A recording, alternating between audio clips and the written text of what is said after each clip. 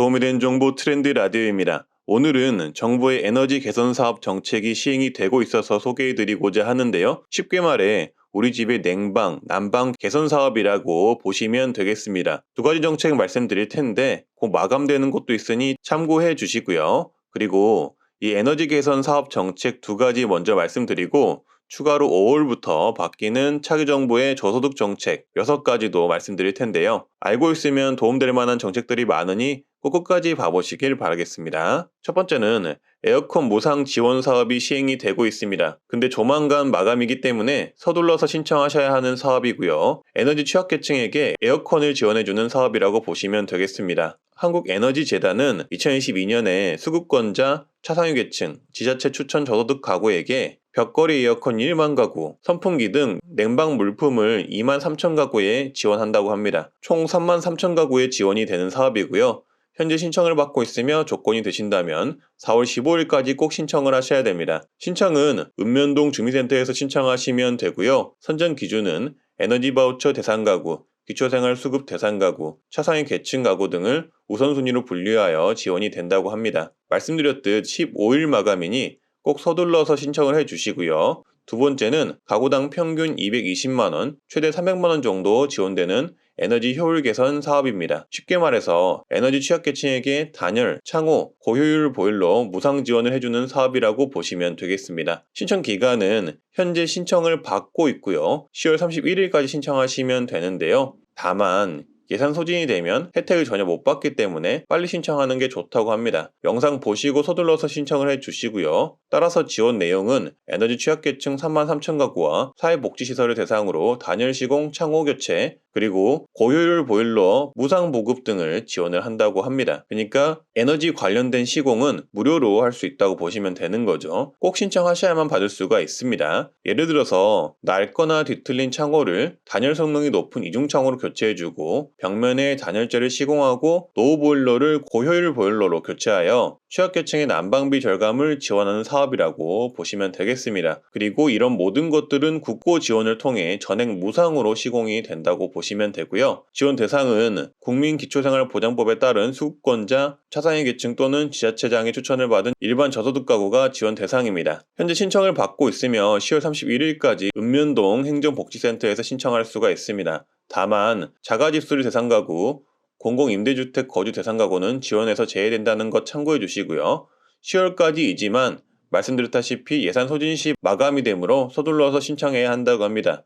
따라서 영상 보시는 분들 중 지원 대상에 해당이 되신다면 꼭 서둘러서 주민센터 가셔서 신청해 주시고요. 주위에도 많이 공유해 주시면 되겠습니다. 다음은 바뀌는 차기 정부 저소득 정책 6가지입니다. 먼저 근로장려금 대상을 확대하고 지원 금액도 더 많이 줍니다. 공약에 보시면 근로장려 세제에 소득 및 재산 요건을 완화하고 최대 지급액을 상향한다고 나와 있습니다. 그래프와 표로 이렇게 한눈에 쉽게 보실 수가 있습니다. 따라서 표를 보시면 근로장려금 대상 기준을 단독 가구 2,400만원, 헛벌이 3,600만원, 맞벌이 가구 4,320만원으로 이 기준을 올린다고 하고요. 또한 지급액의 경우 단독 가구 165만원, 헛벌이 가구 312만원, 맞벌이 가구 330만원으로 이 지급액 또한 더 많이 줄 수 있도록 올린다고 합니다. 물론 해당 내용은 공약이기 때문에 5월달 차기 정부가 출범함으로써 언제 어떻게 시행이 될지 지켜봐야 한다는 점 말씀드리고요. 두 번째는 생계급여 대상자를 확대하고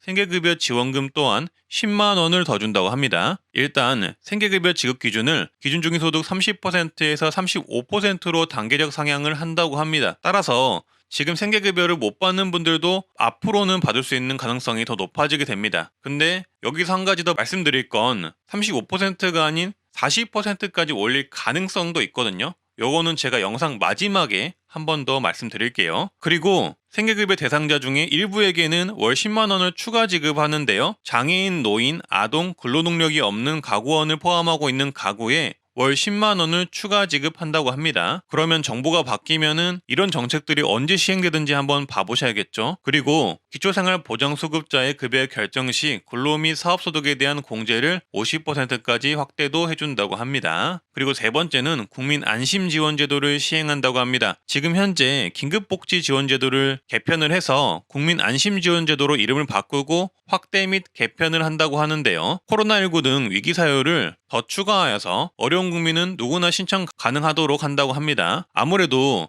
이 긴급복지지원제도는 사유가 굉장히 중요한데 이런 다양한 사유들을 늘려서 많은 분들이 받게 하는 것은 굉장히 좋은 듯 합니다. 그리고 주거용 재산 기준이 폐지가 되고 금융재산 기준이 상향이 된다고 합니다. 이 부분도 개선이 되면 좋은 게 주거용 재산은 살아가는데 어쩔 수가 없는데 당장 생활비가 없어서 국가에 생활비 도움을 신청을 했더니 집 때문에 안 된다고 하면은 정말 안타까운 일이거든요. 생활비 때문에 집을 팔 수도 없는 거잖아요. 근데 이러한 재산 기준들, 주거용 재산 기준이 폐지가 되고 금융재산 기준이 완화되는 거는 정말 좋다고 생각합니다. 꼭 시행됐으면 하고요. 그리고 지원금 또한 신속하게 지원할 수 있도록 바꾼다고 합니다. 현재 긴급복지지원제도를 신청을 하면 검증이나 실사를 해야 하기 때문에 조금 늦게 나온 경향이 있거든요. 그러니까 이런 것들도 생활비는 급하게 필요한 거니까 빨리 나오게 하는 것도 좋은 듯 합니다. 그리고 이 바뀌는 긴급복지지원제도, 그러니까 국민안심지원제도는 지원 금액을 중위소득 40% 수준으로 맞춘다고 합니다. 지금보다 지급액이 굉장히 대폭적으로 상향이 된다고 보시면 되고요.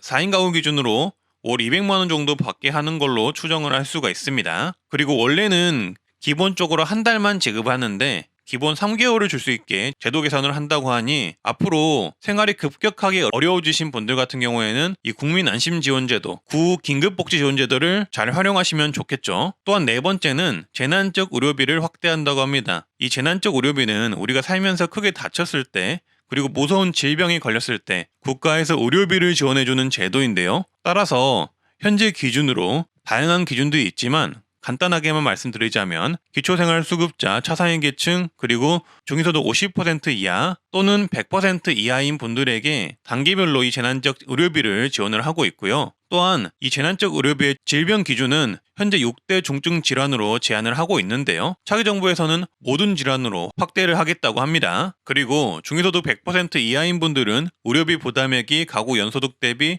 15% 초과일 경우에만 지급을 했는데 앞으로는 10% 초과일 경우에 지급하는 걸로 이 기준 또한 완화하겠다고 합니다. 그리고 연간 지원 한도 또한 3천만 원에서 5천만 원까지로 늘린다고 합니다. 다섯 번째는 상병수당 도입을 앞당기겠다고 합니다. 상병수당은 뭐냐면 내가 아파서 회사나 사업을 쉬어야 할 때 국가에서 돈을 주는 것이라고 보면 되는데요. 현재는 시범사업일 뿐더러 공무원, 교직원, 공공기관, 대기업 종사자만 누릴 수 있는 혜택이고 일반 사업자나 직장인들은 받기 어려운 제도인데 이런 것들을 개선한다고 하고요. 특히 자영업자, 저소득층의 경우 받기가 어려운 상황에 처해 있어서 아파도 쉬지도 못한다고 합니다. 따라서 이 상병수당 도입을 더욱더 앞당기겠다고 하는 건데요.